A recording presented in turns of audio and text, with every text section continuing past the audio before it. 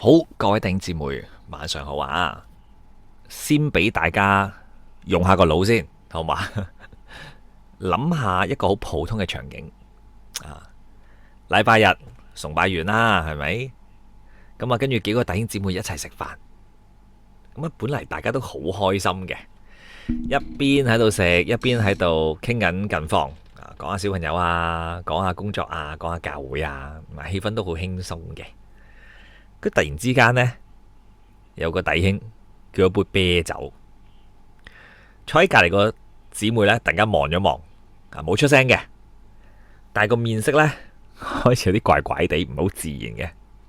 跟住佢心裏邊喺度諗：吓，基督徒都飲酒嘅咩？跟住過一陣呢，就有人講起最近睇嘅一套電影，跟住另外一個人即刻問啦：嗰套戲唔係好多粗口嘅咩？你都睇嘅？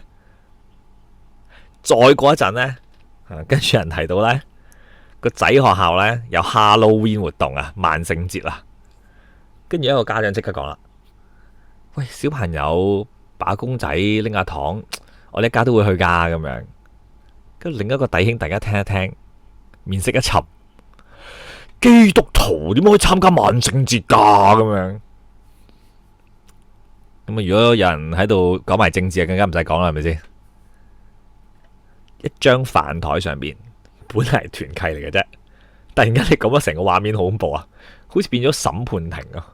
好多個庭同時上演緊啦吓，大家繼續攞住啲筷子嘅，不過其實個心裏邊咧係攞住把尺噶啦，開始有人就覺得：哇，你太世俗啦，你哋唔似基督徒嘅。另一邊咧就覺得：你哋太死板啫。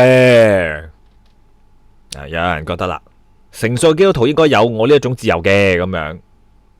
跟另一個又喺度講啦，真正敬虔嘅基督徒一定會有我呢啲界線嘅，唔會去做呢啲嘢嘅。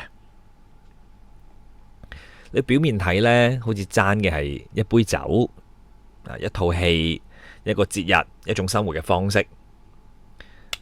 但係更加深入嘅問題，其實係問緊一樣嘢噶。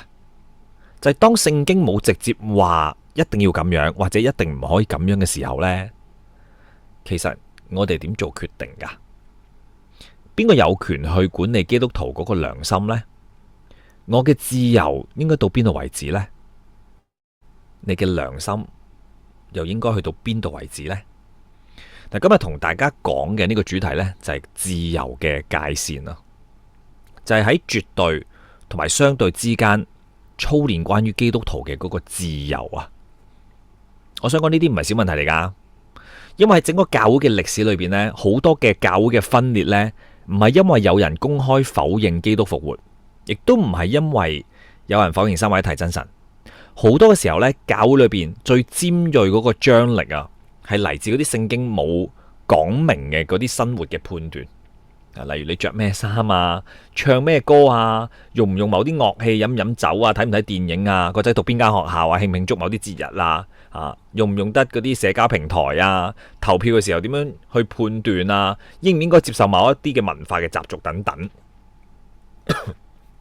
慢慢嘅一啲本嚟我哋喺主嘅面前嗰個良心嘅選擇呢，突然間呢就變咗做我喺度量度人哋嗰個屬靈嘅程度嗰把尺啊！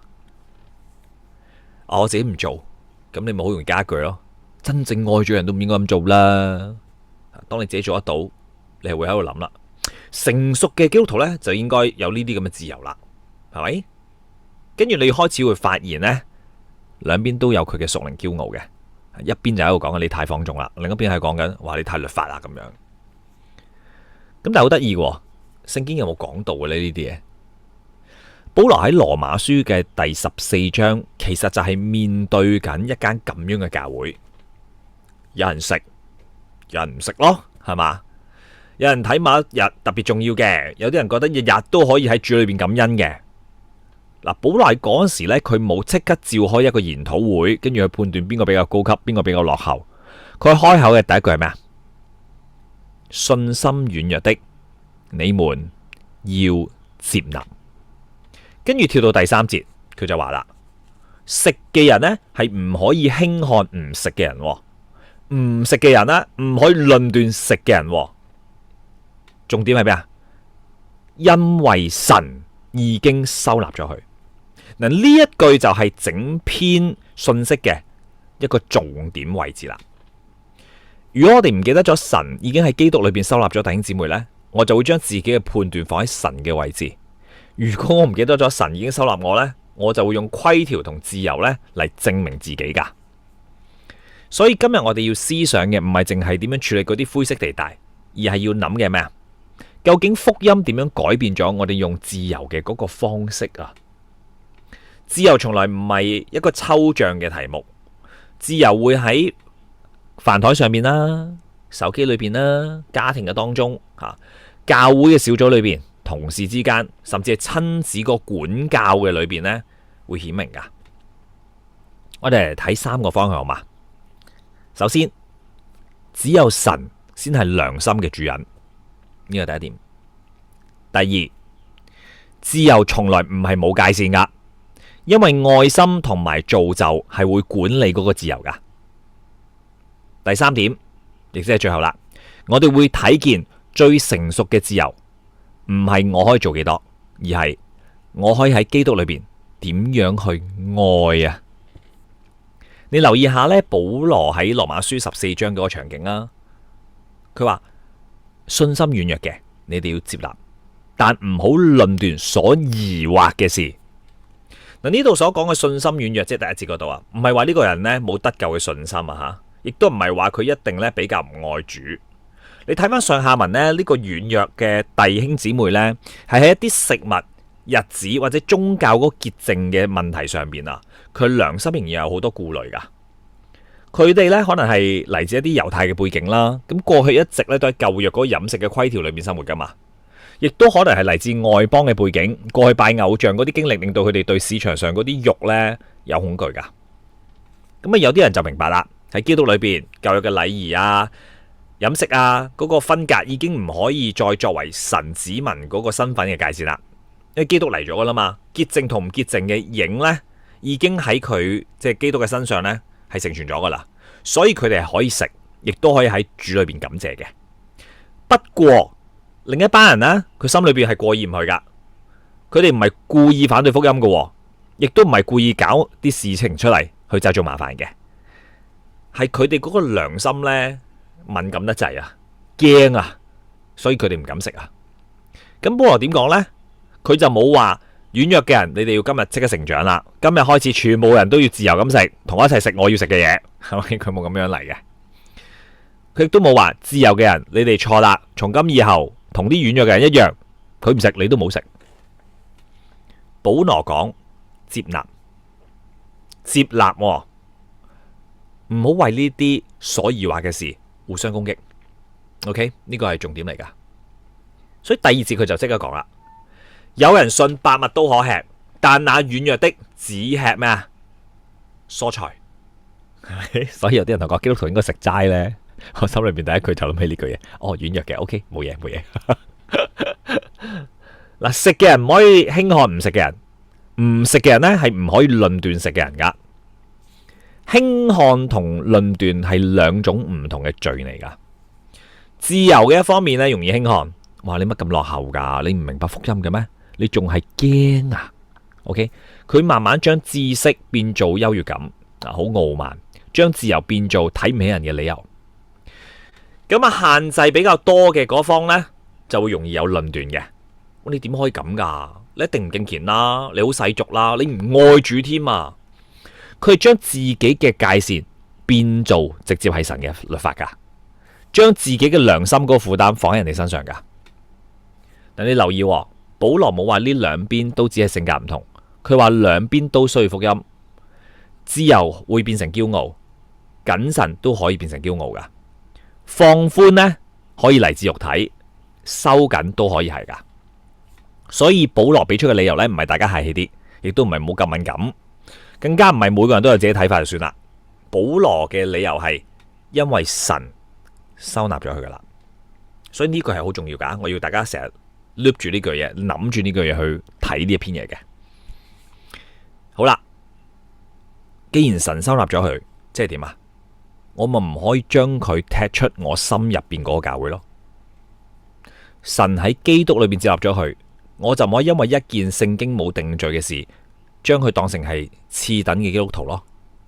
神係佢主人，我就唔可以坐喺主人嘅位上邊，然後替主去判斷佢忠心噶啦。所以第4節你再睇下佢講咩啊？哇，呢句堅啊！呢句你係邊個啊？你竟敢論斷人哋嘅僕人？佢或者企喺度，或者跌倒，自然有佢主人喺度噶啦。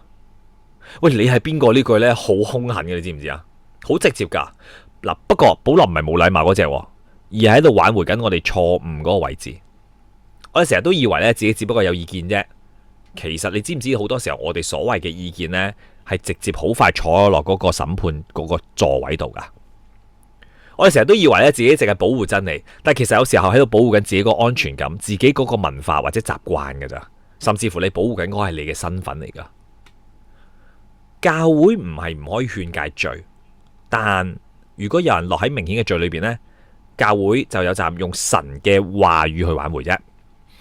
但羅馬書14章處理嘅唔係神已經清楚定罪嘅事，而係所疑惑嘅事啊嘛，即係良心判斷嗰個智慧嘅應用同埋生活界線嘅問題。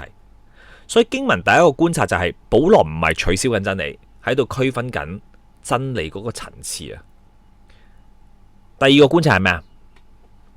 保羅唔係教緊社交嘅禮貌嚟噶，佢係教緊保護教會個福音嘅次序。接納唔係因為對方永遠判斷正確。喂，大佬，我今日先同弟兄姊妹講完之後，我誤解咗姊妹，原來同我講，喂，不如討論下先。原來佢討論係第二個意思，係我哋自己兩個都冇好溝通好，係咪？咁唔可以話嗱，佢唔按照我散兩面皮，往死裏邊去捽咁樣，唔會咁噶嘛。你要先見到自己嗰個缺乏先，然後你將嗰個道理合理嘅嘢講出嚟，同大家去分享。呢個係我哋要做嘅事情，即係話我哋都會錯嘅，唔好咁囂張。咁咩叫接納啊？就係神已經喺基督裏邊接納咗佢啦。呢個係聖約恩典嘅言語嚟噶。神主動去施恩，將罪人帶翻喺基督嘅裏邊，然後我哋喺呢個恩典嘅次序裏邊學習彼此相待。第三個觀察就係哥林多前書嘅10章23節俾我哋嘅另一個角度。嗰度咁講噶，咩都做得，但唔係咩都有益處噶；咩都可以做，但唔係咩都造就人噶，係咪？哥林多前書10章23節。保羅所以唔係喺度問得唔得啊？佢喺度問嘅咩？有冇益處先？會唔會造就人？阿姊妹如果想 copy 嗰個經文，好簡單，將我頭先試下俾你嗰個複製，跟住撳跳到就得噶啦。呢個好重要噶。好多時候呢，我哋比較中意問自己嘅時候呢，問自己啊，係問最低標準嘅。你有冇留意啊？聖經有冇明確禁止先？但係基督徒嘅生命呢，唔係喺個懸崖邊喺度玩研究學會噶。我仲可以行幾多厘米呢？好似未跌落去，未死，你唔係咁噶嘛，大佬。福音將我哋帶到一個更加深入嘅問題。主啊，呢件事點樣幫助我更愛你呢？點樣幫助我更加愛人，以至榮耀你呢？我哋改革中嘅信仰裏邊呢，成日都講緊一句好重要嘅說話噶。神呢係我哋獨自嗰個良心嘅主人嚟噶，唔係口號嚟噶吓。呢個係好實際嘅一個牧養嘅原則。咁咩意思呢？呢句說話就係講緊人嘅良心最終係要俾神嘅說話去約束，而唔係被人嘅傳統文化偏好、恐懼，甚至嗰種階級嘅壓力去取代神嘅權柄噶。神清楚講嘅，我哋冇權自由去刪去。神冇命令嘅，我哋都冇權用神嘅名加上去。兩邊都要清晰噶。如果神清楚講明拜偶像係罪，你就唔可以話時代唔同咗咯，文化唔同咗咯，神明嘅咁樣唔得噶。神清楚講明咗淫亂、奸淫、偷竊嘅，講大話嘅、醉酒嘅、仇恨嘅、貪心嘅，都係罪。你就唔可以同我講話基督徒自由將罪包裝成為你個人選擇噶。如果又話我係基督，耶穌裏邊係自由嘅，所以我可以唔順服神嘅命令呢，嗰個唔係基督徒嘅自由，嗰個係一個肉體借住福音嘅詞彙去逃避神嘅啫。另一邊都要講清楚，如果神冇將某個生活選擇指定為所有基督徒都必須要遵守命令呢，你就千萬唔可以話，雖然聖經冇咁講，但真正愛主嘅一定要照我咁樣做。我係聽過有一啲教會有啲分享嘅人講咩呢？最好唔好啦，如果你係基督徒，真係模棱兩可嘅呢句嘢。咩叫最好唔好呢？咁即係好定唔好呢？跟住再問多佢兩嘢呢，就話俾你聽。咁啊，你而家咁就都如果可以唔做啊，最好唔好做啦。咁啊，但係你到我咁就唔會噶啦。聽唔聽得出兩句說話？第一就係你比我渣，我 level 比你高啊，我唔會好似你咁唔屬靈嘅。咁啊，其實你就犯緊罪，但我又唔話你犯罪，因為聖經冇直接講，但係我又想加上去，好邪惡啊呢種思維。因為其實佢做緊嘅嘢係乜嘢呢？佢唔係敬虔啊，係越權啊，好似好尊重神啊呢啲人，其實係將自己嘅界線放喺神嘅話語側邊，甚至放喺神嘅話語上邊。基督徒自由係第一條界線，唔係我嘅感受，唔係你嘅傳統，係神自己。神所命令，我咪順服咯；神禁止嘅，我咪遠離咯。神容許人用智慧同良心判斷嘅，我哋就唔好將自己嘅判斷升格成為救恩嘅條件。嗱，呢度特別小心噶吓，有人一聽見神獨自係良心嘅主呢句嘢呢，就以為我嘅良心就係神，冇人可以提醒我。唔係噶，良心唔係神，良心已經被墮落罪性影響咗噶啦，所以良心都需要被神嘅說話重新塑造噶。有時候呢，你欺壓良心太多呢，佢會遲鈍咗噶。有時候會過於敏感噶，係咪？我哋都試過啦，過於敏感我哋好容易噶。唔知點解我哋生活嘅環境好容易敏感嘅，係咪？個個都好似即係犯紅疹一樣噶。有時良心可能被罪麻木咗噶，亦都有可能被人嘅規條捆綁咗咯。良心係需要長年累月咁樣被聖經教導，要喺聖靈嘅光照底下被更新噶。所以保羅尊重良心，不過佢從嚟都冇將良心絕對化噶。所以基督徒咧就唔喺度講我覺得平安就 OK 因為我哋會用一句說話噶嘛，凡不出於信心就係罪，跟住就好似搞到你信心有同埋平安就好似冇罪，唔係嘅。大把人做錯嘢都信心十足，好平安啦，係嘛？良心冇過意唔去啦，佢越嚟越惡都得噶，因為佢良心麻木咗啊嘛。有啲人做一件神容許嘅事情都好恐懼噶，因為良心仍然被過去捆綁住啊嘛。真正成熟嘅良心呢，唔係最放鬆嘅良心，都唔係最緊張嘅良心，而係越嚟越被神嘅說話去校正翻，被基督個恩典去安慰翻跟住企喺一個好安穩嘅位置上邊，被愛心去管理過嘅嗰個良心。咁今日既然要講呢一個自由嘅界線呢，就一定要講下絕對同埋相對啦。有啲嘢呢，聖經講得好清楚嘅，咁絕對咯，因為聖經係絕對嘅神嘅說話啊嘛。基督係主，呢個唔係相對噶。因信稱義唔係相對噶。人有罪需要基督代贖，唔係相對嘅，係咪？基督身體復活咗啦，唔係相對嘅。神呼召我哋遠離偶像、淫亂、謊言、貪婪、醉酒仇恨，呢啲都唔係相對噶。喺呢啲事情上面，教會冇權扮中立，牧者都冇權為大家舒服啲而降低神嘅說話嘅標準。就算連父母都冇權將神嘅清楚嘅命令嘅嘢講成只係個人感受。不過有啲嘢呢，聖經冇直接將所有嘅處境都定死嘅，佢會俾我哋呢有原則、有智慧、有敬畏神嘅方向。但係冇俾每一個家庭、每一個文化、每一個年齡、每一個即係基督徒都完全一樣嘅清單。嗱，呢啲事呢，你就需要喺主嘅面前好好禱告、思考同埋分辨啦。亦都要尊重弟兄姊妹喺主面前嘅良心。例如頭先我提過飲酒，聖經清楚禁止醉酒，亦都警告過酒令人放肆，令人跌倒嘅，係咪？不過聖經冇話飲酒等同罪噶。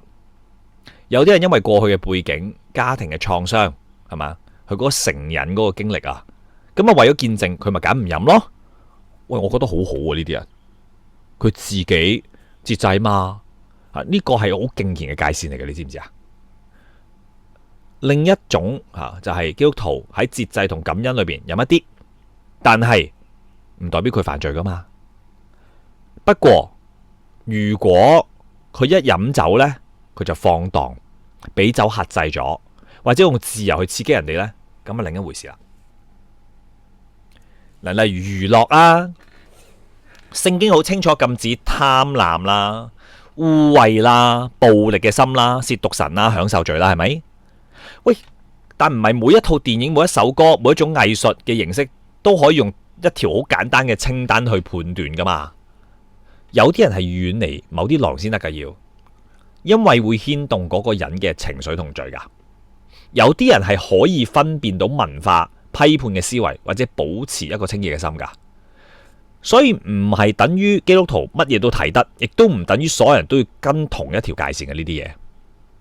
例如節日文化嗰啲習俗，係嘛，政治嘅參與，你啲消費嘅方式，嗰啲小朋友嘅教育啊，手機要用幾耐，好多時候其實我哋需要智慧噶。聖經唔係冇講明一啲原則嘅嘢，聖經有好深嘅原則噶，但你唔可以好懶咁樣將自己嘅做法變咗全個教會嘅律法咯。呢個就係點解保羅喺哥林多前書第10章唔係淨喺度問得唔得，佢係話不都有益處，都造就人咯。換句話嚟講，基督徒嘅自由唔係淨係問嗰個法律嘅界線，而係要問愛嘅方向啊。舊約嗰個食物啊，潔淨同埋祭物，點解基督嚟咗之後個界線會變咗呢？你諗下，你要明白羅馬書第14章呢，我哋要將整本聖經嗰個救贖歷史入邊去睇呢啲事情噶。喺舊約裏邊呢，神的確俾過以色列好多飲食同埋潔淨嗰啲規條，咩嗰啲潔淨啊，咩唔潔淨啊，乜嘢食得，乜嘢唔食得啊，幾時要獻祭，幾時咩人可以靠近會幕，喂，呢啲唔係小事嚟噶，因為佢教導緊神嘅百姓，神係聖潔，人係污穢，罪人唔可以即係隨自己嘅喜好行到嚟神嘅面前噶嘛。舊約嘅食物嘅條例同埋潔淨嘅制度，亦都將以色列分別出嚟。神喺萬民當中揀選咗一班人同佢哋立約噶，令到佢哋係做神嘅子民。呢啲制度唔係人發明出嚟顯得屬靈，而係神喺救贖歷史裏邊暫時嘅安排嗰個聖約嘅記號同埋教導嚟噶。但係你要知道一樣嘢，呢啲制度本身就唔係一個終點，祭物嘅血根本就冇清洗到你嘅良心，係咪？外在嘅潔淨都解決唔到人心裏面嗰個罪噶嘛，佢係一個影嚟嘅啫嘛，指向嗰位要嚟基督啊嘛。所以希伯來書咪提醒咗我哋咯，舊約嘅祭物年復年咁樣獻上啊，唔可以叫近前嚟嘅人完全，但基督一次獻上就成全咗永遠嘅救贖啦。所以當耶穌基督嚟嘅時候呢，佢唔係將舊約當做冇鬼用，佢唔係推翻緊神嘅聖潔，佢係成全咗佢噶嘛。佢係真正嘅無瑕疵嘅羔羊，佢承擔咗人嘅罪，流血代贖，洗淨咗我哋污穢嘅良心。佢令到外邦人唔再需要先變做猶太人，然後先可以進入到神嘅家。佢拆毀咗嗰個隔斷嘅牆啊，耶穌基督令到猶太人同埋外邦人都喺佢裏邊成為一個新人咯。呢個就係點解新約面對食物同埋日子嘅問題呢，唔可以好簡單咁翻到舊約嘅清單裏邊咯。因為唔係神嗰個聖潔降低咗啊，而係因為基督成全咗嗰套指向佢嘅制度啊嘛。做完噶啦，大佬，即係好簡單啫嘛。你爭銀行錢嘅時候，你係唔可以，即係你有冇申報破產係咪？你係唔可以咩申請電話啊，有自己物業啊，唔可以做呢啲嘢噶嘛。喂，大佬還咗啊，你知唔知啊？有人同你還咗債噶啦，你唔係破產噶啦，咁點解唔可以申請電話？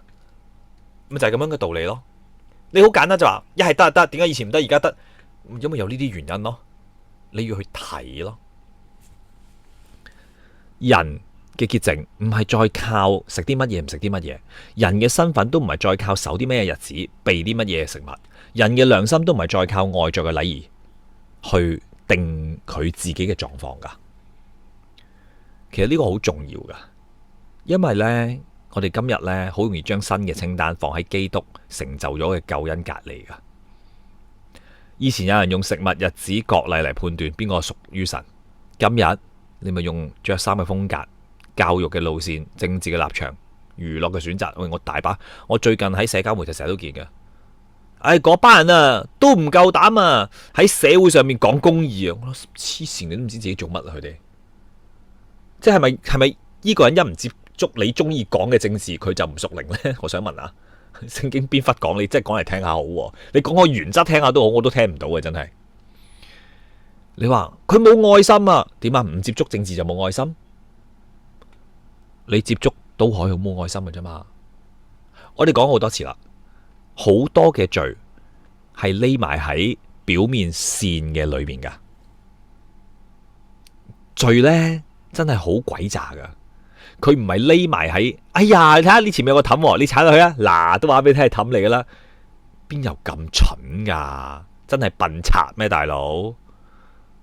罪好聰明噶，佢話俾你聽，唔緊要啦，你點解成日即係唔諗上帝要用手機啫？用手機又唔係罪，係咪啫？咁你都係孤單寂寞啫，又冇人陪你，唔係你錯。咁你成日睇聖經，你都有返教，其實你都愛神噶，你唔係唔愛。你夜晚臨瞓前都會祈禱噶，係咪先？你都有做齊啲嘢噶，你都好敬虔。咁唔使下下都講神嘅，生活都要開開心心噶嘛。哇，好似好啱嗬，可能就係你曾經發生過，或者你仲做緊係嘛？呢啲咪就係隱藏喺美好裏邊嘅罪咯。佢大前提係神唔係最重要噶，你唔覺得好恐怖咩？呢件事即係等於呢，你個所謂嘅豬朋狗友啦，或者直頭豬朋狗友啦，話所謂嘅朋友兄弟呢，同你講，哎呀，你老婆咁錫你，你出去玩一兩日唔會怪你嘅，即係有啲嘢你去滾呢，唔好俾老婆知，唔好落佢面就得噶啦。邊個男人冇三妻四妾噶？邊個男人唔鹹濕噶？哇，好似好合理啊！嗬，實際上佢講緊咩啊？破壞緊婚姻嘅盟約，破壞嗰個約嘅聖潔度。佢叫你以後都享受唔到嗰個婚姻嘅美好，見唔見到啊？但係佢隱藏喺，你都攰啫，咁人哋又欣賞你，你老婆喺屋企，唔通日日對住佢咩？聽上去好合理噶，對嗰啲人係咪？即係我哋都聽過一啲好荒唐嘅笑話啦，話俾你聽，我同第二個女人喺埋一齊，因為我忙啊，黐線！你聽完之後，你都唔知佢講乜啦。佢話：我唔想嘅，因為我太忙，所以我就同第二個女人發生咗關係。吓，你咁忙都仲，因為太攰同太忙係咪？辛苦晒你真係。所以記住。罪好多時候係利用緊你中意嘅嘢，同埋表面好似聽上去好舒服美好嘅嘢。一開始創世紀咪做咗俾我哋睇咯，記唔記得撒旦點樣講？佢話：哇，話俾你聽，個果子食完之後你死緊噶啦，不過唔緊要，我哋敵擋上帝吧。夏娃同阿當鬼睬佢咩咁講？佢話咩啊？喂，你睇下果子正喎，好似好可口咁。唉。我就戥你可惜啦，其實條蛇都幾綠茶 feel 嘅，係咪？我就戥你可惜啦，有啲嘢你明明可以知嘅，佢又唔想俾你知。如果你知咗呢，你好似佢咁噶咯，諗下都幾好啊，係咪？你可以好似佢咁，或者你可以幫下佢減輕佢啲工作量呢，你都係好心啫。同埋神真係話一定會死咩？唔一定嘅，係咪先？神咁愛你，點會呢？係咪幾好啊？你有冇試過做呢個角色啊？你有冇俾呢啲角色嘅聲音影響過啊？應該我哋都有，係咪被影響過個角色？所以好多嘅罪都係隱藏喺表面美善嘅裏邊噶。問題唔係呢啲嘢重唔重要啊？問題係。佢哋唔可以取代基督噶，唔可以成為進入神家裏邊嘅門票，唔可以成為我定罪弟兄姊妹嘅寶座噶。所以你唔可以用嗰啲表面嘅嘢，或者你認為嘅嘢去定人哋嘅罪噶。基督已經用佢自己嘅寶血買贖咗佢百姓，佢唔係淨係俾我哋一套更加細緻嘅生活嘅規條，叫我哋可以靠判斷準確嚟得到安息。佢係親自成為我哋嘅義，令到被定罪嘅人喺佢裏邊蒙收納，然後喺恩典嘅裏邊學習聖潔、愛心同埋智慧咯。嗱，嚟到呢度呢，我又想將即係心裏邊兩種好深嘅罪呢，去攤出嚟睇下嘅。第一種呢，人係好習慣用規條證明自己嘅，唔係故意嘅。有時候當然有啲係故意噶啦吓。嗱，呢啲人呢，未必覺得自己驕傲噶，佢可能覺得自己好謹慎、保守啫，唔想得罪神啫，有可能噶吓。呢啲動機裏邊有啲係真誠嘅，但慢慢呢，你會發現呢啲人嘅安全感唔係嚟自基督，係嚟自我冇做過啲人做嘅嘢。佢睇見人哋有唔同嘅判斷，心裏邊唔係擔心佢，而係暗暗地覺得自己比對方更加潔淨、更加成熟、更加忠心。規條呢，有時候呢，俾人一種好快嘅安全感噶，因為有清單啊，好清楚啊，界線好清楚啊，你會覺得只要你做到呢，你就知道自己企喺邊。但福音俾我哋嘅安穩，唔係我俾人哋做得好，而係基督為我成就咗我成就唔到嘅義咯。成個狀況唔同噶。第二種錯誤就係用自由嚟保護自己。有啲人呢，一聽到人哋提醒就覺得被人控制噶，就覺得人哋煩啊。一聽見有唔同嘅睇法就即刻覺得冇律法主義咁樣，係咪即係手所做嘅同口所講嘅都唔同嘅呢啲人。嘴巴講恩典，心裏邊呢就未必真正願意被神嘅話去約束噶。佢哋所講嘅自由，有時唔係淨係要人哋唔好掂佢啲生活，唔好要人問佢嘅動機，冇人提醒佢已經被某啲嘢克制住。佢哋要達到嘅係咩啊？可以成為一個自義嘅態度，唔係我俾你聖潔嘅義，我俾你開明啊！我更加識得福音，我俾你心啊！我享受緊啊，係咪？你睇下，收得好緊嘅人，佢需要十字架；放得好開嘅人都需要十字架。兩邊其實呢都係講緊一樣嘢，我嘅嘢比基督嘅嘢更加好。所以羅馬書第14章唔係叫我哋揀其中一邊，佢係將我哋帶返主嘅面前，問緊一句說話：你係邊個啊？佢係邊個嘅僕人啊？神收納咗噶啦，基督係為邊個死噶？所以而家我要問嘅呢，就係呢段經文點樣將我哋帶返基督面前呢？唔係叫你話唔好論斷，彼此接納，係嘛？咁仍然係可以道德嘅規勸嚟嘅啫，係咪？你努力寬容啲咯，我又努力溫柔啲咯，大家努力唔好嘈咯，咁幾和諧啊！我哋聽日又去食餐好飯咯，一齊上去食乳鴿咯，我屬靈的乳鴿兵團咯，係咪？幾開心啊！保羅嘅根基係基督成就嘅救恩。14章第9節講羅馬書啊，因此基督死了又活了，為要作死人並活人的主。我好中意呢句嘢，我再讀多次啊，容許我讀多次，聽清楚。因此基督死了又活了，為要作死人並活人的主。保羅唔係同你講，喂，姊妹，大家彼此互相尊重啊，唔好再嘈啊，警告你哋，唔好喺度背後督嚟督去啊。佢講基督死而復活，唔好講你嘅問題啊，你唔好將自己問題放咁大，亦都唔好將你弟兄姊妹啲問題放咁大。佢直接講基督死而復活啦，成為咗我哋共同嘅主啊。所以你唔係人哋嘅主人，亦都唔係你自己嘅主人，而我都唔係你嘅主人，我哋都係屬於嗰位為我哋死而復活嘅主。甚至又講咩啊？基督已經替佢死咗噶啦。呢句呢，應該可以改變到我哋睇弟兄姊妹嘅眼光噶。如果你覺得嗰個人太保守呢，記住基督為佢死咗噶啦。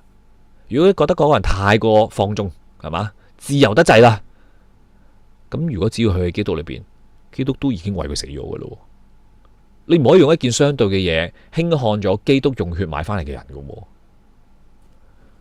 哥林多前書第8章啊，前邊11節都有講到，基督後邊sorry 基督為佢死嘅嗰個軟弱嘅弟兄，亦都因你嘅知識沉淪咗。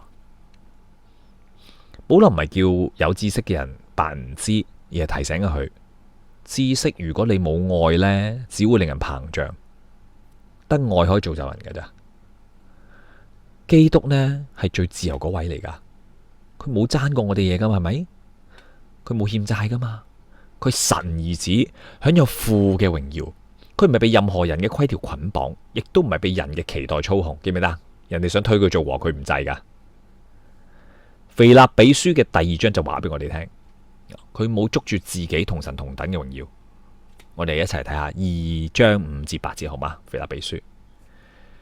你哋當以基督耶穌嘅心為心，我好中意呢句，好多人成日都問咩叫耶穌基督嘅心為心，解過好多次啊，唔記得嗰啲，你哋咁中意抄筆記，自己抄翻。佢本有神嘅形象，唔以自己與神同等為強奪嘅，反倒虛己，取了奴僕嘅形象，成為人嘅樣式。既有人嘅樣子，就自己卑微，全心順服，以至於死，且死在十字架上。喂，我問一句嘢。既有人嘅樣子，就自己卑微，全心順服。呢幾句嘢你哋讀過啦，係咪？好啦，嚟了啦吓，知道我係鬼債嚟啦，咪想全心順服同埋自己卑微，係因為點解？人模人樣咯。好啦，你係咪全心順服同埋呢個自己卑微啊？咁就下次唔好話自己係個人模人樣啦。即係你似翻個人呢，原來就好簡單嘅，就係兩樣嘢就夠噶啦，8個字。自己卑微，全心順服，你就似個人噶啦。咁有啲人咧好乞人憎嘅，佢都唔似個人嘅，但其實佢好卑微，佢又順服嘅，佢只不過達唔到你要求嘅啫。會唔會係佢似個人，你唔係好似個人呢？呢個就係基督徒嘅自由啦，亦都係耶穌基督嘅自由，唔係任性，唔係自我保護，唔係我有權所以我一定要用。基督佢嘅自由係點噶？佢完全屬於佢嘅父。所以佢可以甘心為罪人放低自己，佢唔係用自由服侍自己嘅，佢用自由服侍我哋嘅，而且佢所成就嘅呢，唔係榜樣。嗱，如果耶穌基督淨係榜樣呢，你同我都玩完噶啦，冇盼望噶，因為榜樣大把啦。不過我哋有罪啊嘛，我哋中意坐喺神嗰個位啊嘛，中意定罪人哋，中意證明自己嘛，中意用啲規條自由建立身份啊嘛。呢啲罪唔係靠你改善就可以解決噶，你需要代贖噶，你需要一個真正冇罪嘅代表噶。哥林多後書5章21節就話啦，神使那無罪的替我們成為罪，好叫我們在他裏面成為神的義。所以福音唔係話你處理灰色地帶處理得好啲，神呢撐你噶。福音係講。基督已經為嗰啲唔配嘅人死咗啦，即係你同我啊，佢已經復活埋添。父喺佢嘅裏邊收納咗你，你唔係靠規條稱義，亦都唔係靠自由顯得你成熟。你喺基督裏邊被稱義、被收納、被愛，然後你先開始學習點樣用自由去愛人哋。成個次序唔倒轉得噶，如果你倒轉咗，一定會變道德主義。你一定會覺得我有呢啲界線，所以神中意我，好大鑊噶。所以福音將我哋放翻喺基督嘅裏邊，父去睇我哋，唔係每件相對事情上邊我哋判斷得準唔準，而係我哋住喺邊度。我好中意呢句嘢，有時候我覺得香港人喺呢方面幾聰明啊，即係啲外母呢，外母好中意問一樣嘢。以前唔知大家知唔知道啊？阿生啊，你做咩工噶？第二句好，其實第一句做咩工佢唔係好在乎，佢就問你住喺邊，係咪自己買嘅棟樓？佢就知你係咩人噶啦，好犀利噶呢啲外母級嘅人。我話俾你哋聽，上帝係俾佢學嘅，應該，不過佢哋學偏咗啫嘛。上帝都係睇嘅，你住喺邊度但係就唔係話緊你住緊咩邊個島住緊咩高尚住宅，你係咪住喺基督嘅裏邊噶？呢個係佢問你住喺邊度嘅地方。如果你係住喺基督嘅裏邊呢，咁就放心啦，因為你住喺基督嘅裏邊，所以你肯定係佢所接納嘅對象咯。基督係我哋嘅義，基督係我哋嘅潔淨，基督係我哋嘅安息。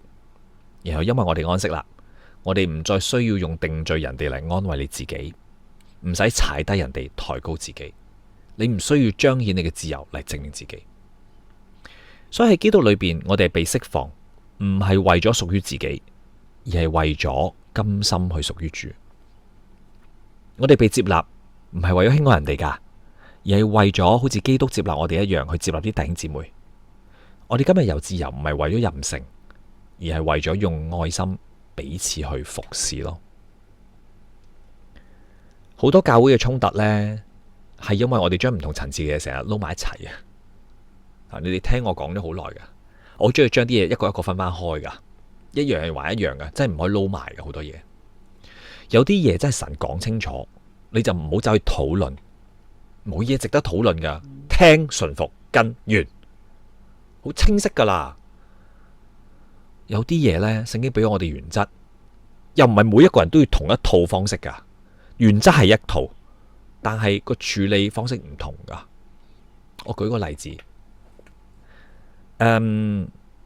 有病係咪應該要醫啊？各位係嘛，好合理啊。咁啊，正常嚟講，我哋都係睇醫生食藥啦，啱唔啱啊？感冒食藥，咩食藥啊，又唔同。咁係咪每一個人嘅藥劑個量都一樣啊？係咪你知道噶嘛？就算你知道一定要達到某個藥劑嘅量先可以令到呢個人康復，有啲人身體比較軟弱，你都會落少啲藥，免得佢反彈或者佢受唔住死咗噶嘛。所以我哋要知道，喂，明明可能要落20克嘅藥佢先可以康復嘅，你都可能落得1-2克，仲要拖成1年先好翻。有啲人可能1個禮拜好翻啊，因為唔同咯。但係原則係咩啊？要用嗰一隻藥咯，要俾佢休息同多飲水咯，係咪要做下運動咯？係咪啊？多數都係呢啲噶嘛，冇亂食嘢咯，咁樣。咁所以原則喺度噶，但係個方法論唔可以完全一樣咯。所以呢，我哋好多時候對於某啲嘢係要放慢一啲。唔好太快將自己結論貼上咗一樣嘢叫做聖經嘅立場嗰個標籤，亦都唔好太快將人哋嘅謹慎直接稱為律法主義咯。我哋可以問下呢件事係咪牽涉到明顯嘅罪先？聖經有冇直接嘅命令或者禁止先？如果冇，咁有冇聖經原則可以放入嚟？我嘅背景軟弱，嗰個責任、家庭角色等等，會唔會影響咗我決定？我咁樣做，我係咪真係敬畏神嘅原因？我喺主嘅面前係咪有清潔嘅良心？呢啲我哋可以問自己噶。呢啲問題呢，唔係俾你去逃避順服，而係幫助我哋唔好懶惰咁樣將複雜嘅嘢撈埋一句說話就算。人係要思考噶。如果你係一個好謹慎嘅人，咁今日同你講嘢呢，唔係叫你放低所有界線。好多界線其實好有智慧嘅。你知道自己好軟弱，你知道自己家庭背景，你知道某啲嘢會引誘到你嘅，你遠離佢係一個好敬虔嘅選擇嚟嘅，真係。即係有啲人呢，一飲就出事噶，佢真係，佢咪唔飲啦，我唔飲噶，我唔飲嘅，我敬畏神。你唔好周圍嗰啲人勸佢話飲啦，飲啦，飲一啖會死嘅魔鬼咁嘅情啫，唔好做啲咁嘅嘢。OK，人哋好即係好認真去抗拒緊呢樣嘢，你應該話哦，哇好為你感恩啊，咁你咪喺隔籬自己飲咯，唔好搞佢咯，係咪先？不過要小心。敬虔嘅界線有時候呢，又真係會好容易成為自義嘅工具噶。你可以自己唔飲酒，但唔好去判斷其他飲酒嘅人唔屬靈，呢樣你一定要小心。你可以唔俾仔女去參加萬聖節嗰啲化妝舞會，你唔好即刻去定罪所有其他家庭去參加萬聖節活動嘅，係咪？你要問自己，我呢條界線係敬畏神定係出於恐懼先？唔同噶，你要明白到你守住呢條線，係咪你覺得咁樣神會更加愛你先？你係咪有時候見到人哋冇守住，你就輕看佢先？弟兄姊妹啊，如果你心裏邊成日都恐懼呢，覺得神成日好似等你犯錯然後捉你呢，你真係好需要福音啊，因為你未接受啊。唔好覺得神係一個虐待人嘅上帝先得噶。神係安慰人嘅神，神係施恩憐憫人嘅神，神係施恩賜福嘅神，唔係降災嘅神。我哋都有讀過嘅呢啲經文。將你嘅良心帶到神嘅面前，俾聖經慢慢校正翻、安慰翻，神會堅固你噶。所以好多時候啦，我哋見到即係弟兄姊妹做一件自己唔會做嘅嘢，第一個反應真係會好容易判斷啊，或者你口裏邊冇講，不過心裏邊已經完成晒成個審訊過程啦，好鬼快嘅真係，係咪？今日上庭2分鐘後啊，揼取佢有罪，好快啊！但係保羅叫我哋接納喎，接納咪咩都唔理。接納唔係冇真理，接納嘅意思係咩啊？我先將你睇作為基督收納嘅人，而唔係將你睇作成為我需要修正嘅對象咯。所以下次遇到唔同嘅睇法，不如試下冇即刻講你點解可以咁樣，而係可以先問啊，我想知道點解你會咁樣諗嘅？你係咪有啲咩顧慮？係嘛？或者你點樣從聖經理解呢件事？我可以點樣為你祈禱？問啦，呢個係關係嚟嘅，弟兄姊妹之間嘅呢啲問題一定會改變你嘅氣氛，因為你唔係先做法官，係學識點樣先做弟兄姊妹。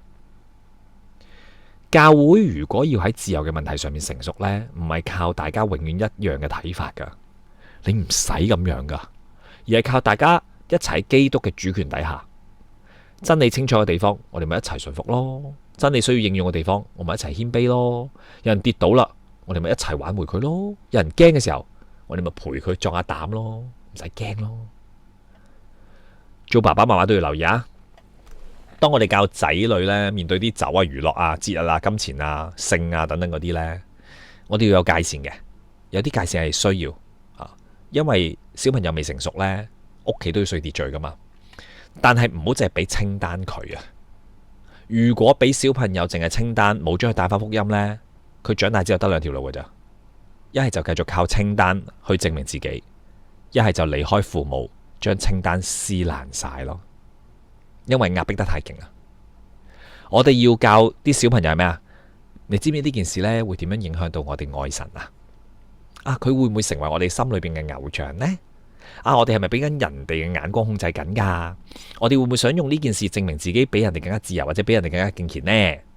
如果耶穌基督喺我身邊，我會唔會感謝佢，求佢用呢件事令到我更加愛佢呢？所以當小朋友如果問你點解唔得嘅，你就唔好話因為我哋爸爸媽媽，唔好呃佢啊！警告你，我因為聽到好多呢啲好乞人憎嘅。有時呢，可能真係需要簡單嘅權柄嘅，但長遠嚟講呢，我哋需要將啲仔女帶翻去神嘅說話裏邊，基督嘅恩典面前啊，即係要俾佢知道翻，基督徒嘅界線唔係為咗換取神嘅愛，係因為我已經被愛，所以學習將生命交俾主。所以當你面對緊一件聖經冇直接列明嘅事情啦，試下慢啲，唔好淨問得唔得。羅馬書14章23節去寫一句說話，我都耐唔耐引用過噶啦。凡不出於信心的都是罪。好多人淨係誤解嘅，我解過好多次，唔知點解我好似聽唔到嘅。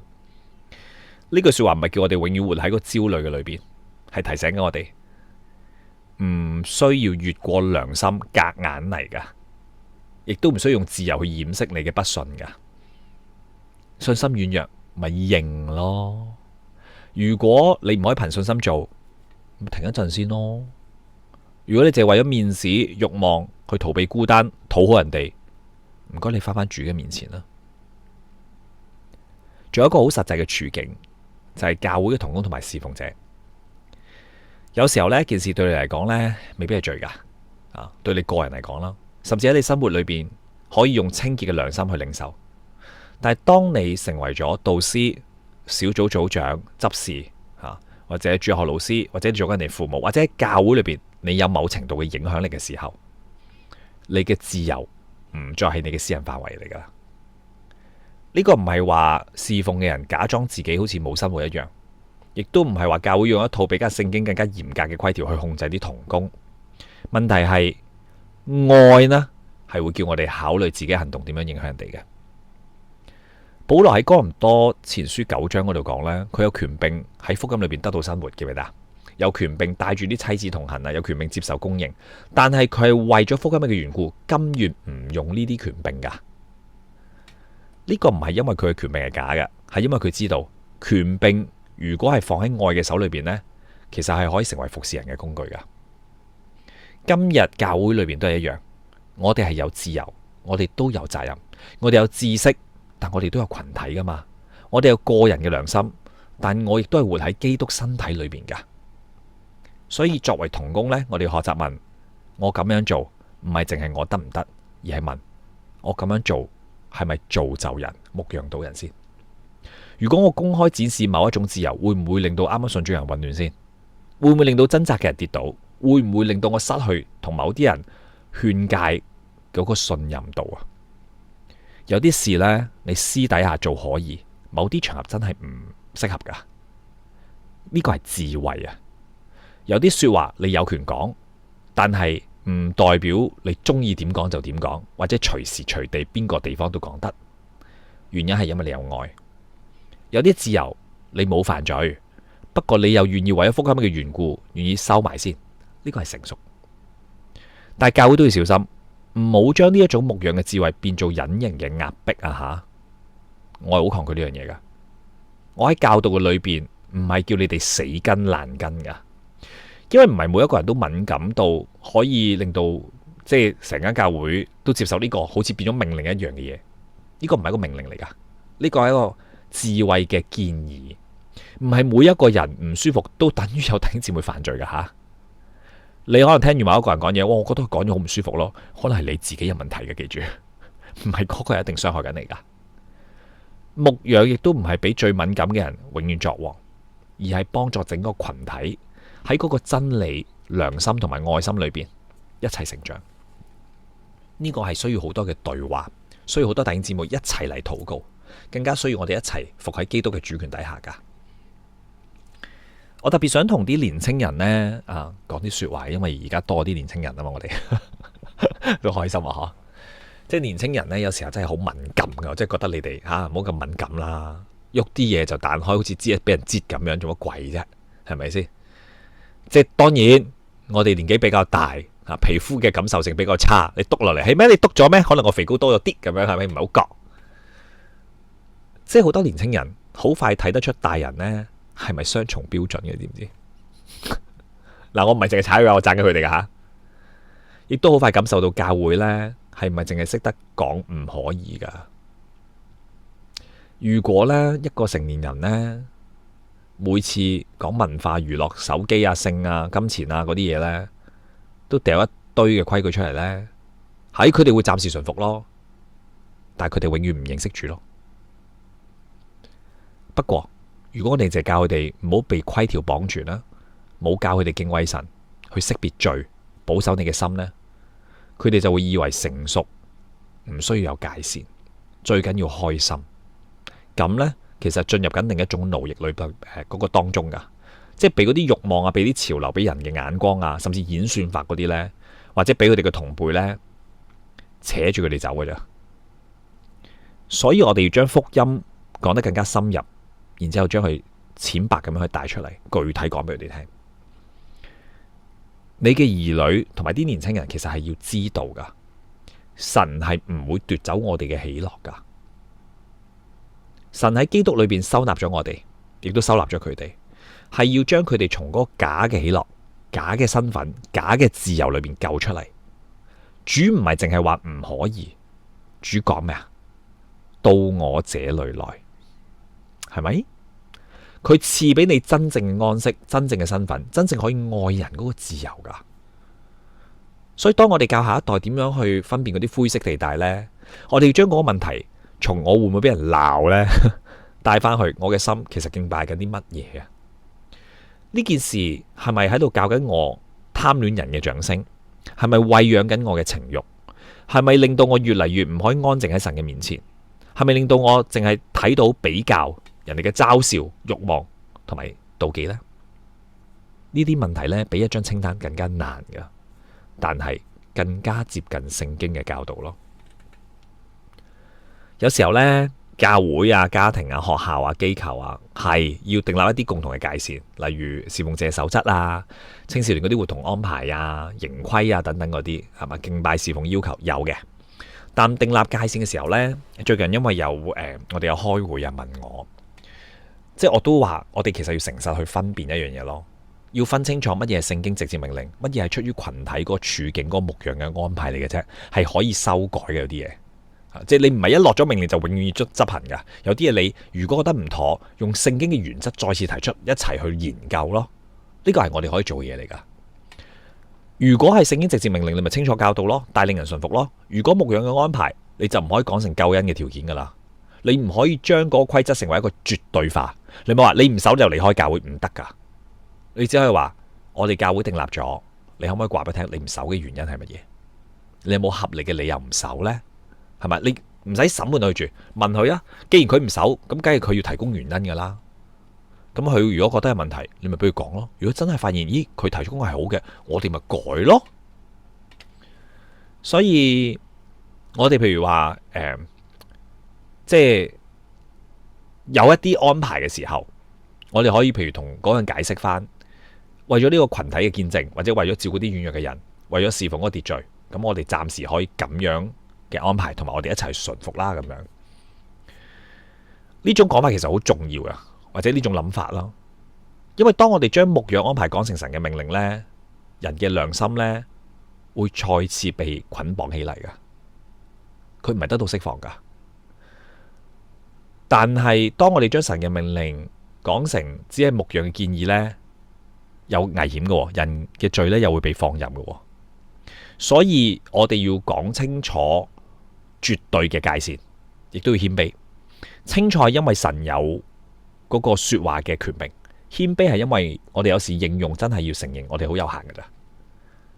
清晰唔係粗暴，謙卑都唔係模糊，兩樣都可以喺基督裏邊同時進行噶。最後我想同大家講一個好普通、好大又幾難嘅操練嘅。當你同另一位弟兄姊妹喺相對嘅事情上面唔同嘅時候呢，你唔使即刻解決所有嘅唔同諗法噶。有啲唔同呢係可以慢慢傾，有啲唔同呢你需要更加多嘅查考聖經，有啲嘅唔同呢可以喺短期裏邊仍然存在，但你哋仍然可以一齊敬拜，一齊領受主餐啊，一齊侍奉，一齊為福音擺上嘅。因為好多教會嘅弟兄姊妹習慣咗呢，用嗰個即刻同意作為合一嘅條件啊。但係新約嘅合一呢，唔係咁樣嘅咯。教會唔係因為所有人性格都一樣，背景一樣，係嘛，政治立場一樣，生活界線一樣，所以就合一啦。唔會噶。教會合一係點噶？我哋係被同一位主去買贖啊嘛，我哋同領一位嘅聖靈啊嘛，同有一個父啊嘛，同靠一個十字架，所以咪企喺度咯。所以當你同人哋唔同嘅時候，不如試下唔好急住贏啊。先問下我係咪願意真係認真稱佢為弟兄啊？我係咪願意為佢祈禱？我係咪願意聽佢點樣解下聖經？我願唔願意承認自己都可能有盲點呢？你又願唔願意俾基督嘅接納先於你嘅評分呢？呢個唔係放棄真理，呢個承認我唔係主啫。所以羅馬書14章17節講咩啊？神嘅國唔在乎吃喝，只在乎公義、和平同埋聖靈當中嘅喜樂。佢唔係話吃喝唔重要，唔係話生活選擇唔重要啊。意思係話神嘅國嘅核心呢，唔係俾呢啲相對嘅事去纏繞嘅。教會如果將所有精力擺嗰啲嘢上邊呢，你就本末倒置噶啦，你會失去咗聖靈裏邊嘅喜樂噶。保羅從來冇叫我哋用愛心去犧牲真理，佢係叫我哋喺真理裏邊學習愛。真正嘅真理唔會令到人哋冷漠噶，真正嘅愛亦都唔會令人放棄聖潔噶。基督係有恩典有真理，而跟隨基督嘅人一定會行呢條路。羅馬書15章7節，所以你們要彼此接納，如同基督接納你們一樣，使榮耀歸於神。呢個就係答案啦。點解我要接納你啊？唔係因為你每個判斷都正確，因為基督接納咗我咯。點解我唔可以論斷你啊？因為最後審判你嗰個唔係我咯。點解我可以為你放低嗰個自由啊？因為基督為我放低咗更加多咯，係咪？真正嘅自由唔係我終於可以做我想做嘅一切，而係我唔需要呢啲嘢去顯明我有自由。我屬於基督，我可以好自由，我可以愛你，甚至為咗愛你，我可以放低自己本嚟有權做嘅嘢。呢個就係十字架形狀嗰個自由。所以當你想用自由去合理化自己嘅時候，麻煩你記得，你係主用血買翻嚟嘅人，同佢係一樣噶。但願我哋都成為咁樣嘅教會，對神清楚講嘅真理係堅定嘅，對神冇清楚規定嘅事呢，我哋係謙卑嘅，對自己嘅自由多啲有節制，唔係限制啊，節制唔同噶吓。對人哋嘅良心呢，就溫柔啲，對罪要敏感認真去處理去面對，對人有恩典有憐憫。最後對基督，願我哋都係一樣喺忠心嘅裏邊作蒙恩嘅僕人。我哋今日一齊嚟呢一度去領受主嘅恩典，唔係一齊嚟作審判官嘅。今日先講到呢度。